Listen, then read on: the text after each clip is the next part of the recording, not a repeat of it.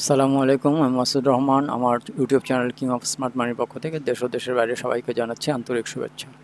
যারা আমার চ্যানেল নতুন তারা সাবস্ক্রাইব করে বেল আইকন ক্লিক করে রাখবেন পরবর্তী নোটিফিকেশনের জন্য, এবং যারা আমার চ্যানেলে আছেন তারা লাইক কমেন্ট শেয়ার করে পাশে থাকবেন। তো চলুন যাওয়া যাক, আগামী দিন মার্কেট কীরকম মুভ দিতে পারে আমরা একটু দেখে আসি। আমরা ডেইলি চার্টে আছি। আজকেও একটা বোরিং ক্যান্ডেল, এক্সাইটিং ক্যান্ডেল এরকম ক্যান্ডেল হচ্ছেই না। এই একটাই হয়েছিল, এরপরে 2 2 4 2 6 2 8 8 দিন এই বোরিং ক্যান্ডেলই হচ্ছে। তো দেখা যাক আগামী দিন কি করে। সো এই লেভেল থেকে কালকেও রিজেকশন আসছিল, আজকেও ঠিক এইখান থেকে এই রিজেকশনটা আসছে। আশা করছি আগামী দিন একটা ভালো ক্যান্ডেল ডেইলিতে দেখতে পাবো, সেরকমই মনে হচ্ছে। আমরা H1 চার্টে চলে যাই। H1 চার্টে বেশ সুন্দর একটা ক্যান্ডেল হয়েছিল আজকে। মোটামুটি এখানে আসেও সাস্টেনও করছে। আশা করছি আগামী দিন একটা H1 চার্টের একটা ক্যান্ডেল এখান থেকে ব্রিজ করবে হয়তোবা।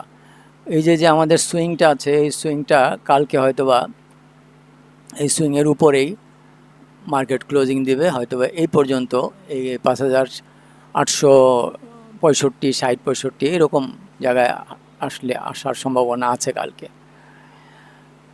তো নিচে যদি আসে তাহলে আমাদের এই যে ট্রেন্ড লাইন আছে, ট্রেন্ড লাইন থেকে আবারও সাপোর্ট নিয়ে উপরে যাবে। আর নিচে আসার সম্ভাবনা একটু কম। আশা করছি কালকে উপরে যেই এইখান থেকে সাপোর্ট নিয়ে আবার উপরের দিকেই যাওয়ার সম্ভাবনা বেশি আছে আর কি। তো 15 মিনিটের চার্টে চলে যাই। 15 মিনিট 15 মিনিটের চার্টে আমরা আছি। 15 মিনিটের চার্টে আজকে অবশ্য ওই একটা ইনসাইড ক্যান্ডেল আর কি, ডেলিতে একটা ইনসাইড ক্যান্ডেল হয়েছে। ডেলিতে যদি আমরা যাই, এই যে ডেলিতে একটা ইনসাইড ক্যান্ডেল হয়েছে, মানে এই কালকের ক্যান্ডেলের ভিতরেই আর একটা ক্যান্ডেল আর কি। তো আগামী দিন একটা ভালো একটা বুলিশ ক্যান্ডেল দেখার সম্ভাবনা আছে। তো আমরা যারা এইখানে বিনিয়োগ করেছিলাম অনেকে এই জায়গাটা আমরা বেরিয়ে গেছি এই ক্যান্ডেলে। যারা বেরিয়ে গেছি আজকে আবার এই যে হাই আছে, এই যে ডোজির হাইটা এইখানের উপরে ক্লোজিংটা দিয়েছে, তার মানে আজকে আমরা আবার রিএন্ট্রি নিতে পারি বাজারে। যে সমস্ত স্টকগুলা মান্থলি উইকলি ডেইলিতে ট্রেন্ড আপ আছে বা সাপোর্ট জোনে আছে বা ডিমান্ড জোনে আছে, এই সমস্ত দেখে আমরা এখানে আজকে এন্ট্রি নেওয়া যেতে পারে।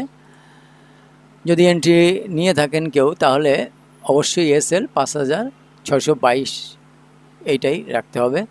এর নিচে যদি ডেইলিতে ক্লোজিং দেয় তাহলে আমরা যে পজিশন আছে পজিশন থেকে স্কোয়ার অফ করব আর কি। আর যারা এইখানে বের হন নাই তারা তো আমরা আছি এখনও বাজারে। তো দেখা যাক, মার্কেট একটা ভালো অবস্থানে যাচ্ছে সেরকমই মনে হচ্ছে, কিন্তু একটু সময় লাগবে হয়তোবা। দেখা যাক।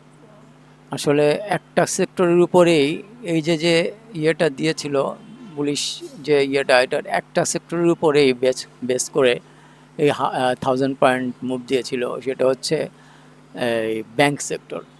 আবারও ব্যাংক সেক্টর বড় পেড আপ ক্যাপিটাল তো এই জন্য মোটামুটি এই সেক্টরটা যখন বুলিশ হয় ব্যাংক সেক্টরটা, তখন এরকম বড় বড় ক্যান্ডেল হয় আর কি।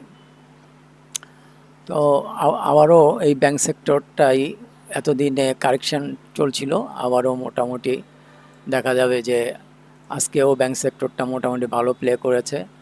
আগামী দিনেও ব্যাংক সেক্টরটা ভালো করবে, পারফর্ম করবে, এবং সেই সাথে সাথে অন্য অন্য সেক্টরগুলো আস্তে আস্তে পারফর্ম করবে বলে আমার মনে হয়। তো তবে এই যে সাপ্লাই লেভেলটা আছে, এই সাপ্লাই লেভেলটা যতদিন ইয়ের থেকে, আমাদের পথ থেকে, রাস্তা থেকে না সরে যায়, ততদিনই আসলে অত ভালো পারফরমেন্স হবে না। আর আমরা যারা আটকে আছি বছরের পর বছর, তাদের অবশ্য এখনও তেমন কোনো ইয়ে হয় নাই, কিছুই হয় নাই আসলে। তারা এখনও আটকেই আছে, এখনও সেরকম কোনো মুভমেন্ট সেরকম দিচ্ছে না। তো দেখা যাক, এই সাপ্লাই লেভেলেরটা যদি পথ থেকে সরে যায়, তখন হয়তোবা একটা মুভমেন্ট আসবে। আমরা যেগুলাতে 8-10 বছর ধরে বা 5 বছর ধরে আটকে আছি, বা সেরকম অনেক লং টার্ম ধরে অনেক মানুষ আটকে আছে, 10 বছর, 15 বছর, 16 বছর ধরেও আটকে আছে অনেক মানুষ। তো হয়তোবা তাদের একটা গতি হলেও হতে পারে। তো দেখা যাক আগামী দিন কীরকম পারফর্ম করে। আশা করছি আগামী দিন ভালোই হবে, বুলিশ দেখতে পাবো, আমরা একটা এক্সাইটিং ক্যান্ডেল দেখতে পাবো। তো আজকের মতো এখানেই শেষ করছি। আপনারা সবাই ভালো থাকেন, সুস্থ থাকেন, মা বাবার প্রতি খেয়াল রাখেন। আল্লাহ।